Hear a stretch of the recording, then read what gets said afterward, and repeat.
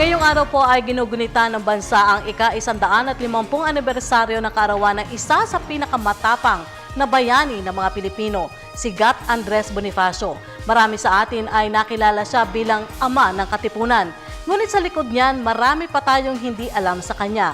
Muli natin siyang kilalanin sa espesyal na report ni Benj Bondo. Tuwing bubuklatin ng mga aklat ng kasaysayan, hindi pwedeng makaligtaan ng kanyang pangalan. Dahil ang kanyang kontribusyon sa kalayaan ng ating bayan, tunay na hindi matatawaran. Ngunit higit sa taguring dakilang plebeyan, ang ating man of the hour, isa ring simpleng tao. May mga karanasang higit sa alam at inaakala mo. At ang mga ito nagpatingkad sa buhay ng isang Andres Bonifacio. Bagamat karaniwang depiksyon ng maralitang Pilipino, si Bonifacio hindi 100% Indio. Siya ay middle class o ilustrado. Ang kanyang ina ay isang half Spanish mestiza. Ayon sa historiador na Brito na si Jim Richardson, minsang nagtrabaho si Bonifacio sa isang kumpanyang Aleman hindi bilang kargador, kundi manager na nag-iimbentaryo ng bodega nito.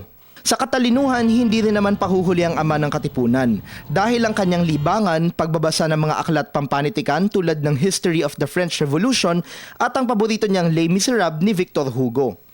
Kung ang marami sa fried at inasal chicken ay sarap na sarap, si Bonifacio may ibang recipe na nilalasap.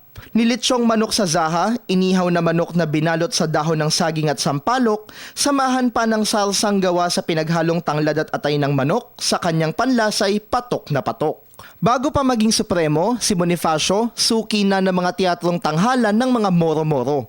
At ang kanyang starring role, ang macho man ng panitikang Tagalog na si Bernardo Carpio. Talaga naman ang ating hero, action man hindi lang ng revolusyon kundi maging sa harap ng telon. Speaking of acting, nasabak na rin siya sa isang daring and pretending role.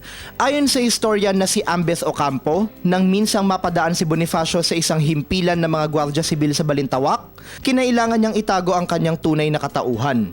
At upang magawa ito, no choice siya kundi ang lalo. Kaya naman ang ending, sweet escape para kay Bonifacio na iniligtas ng kanyang cross-dressing. Higit sa mukha niyang nasa 10 piso, sa estatwa niyang nasa monumento, at sa pangalan ng isang urbanisadong distrito, si Andres Bonifacio sabi nga ng biro, atapang atao.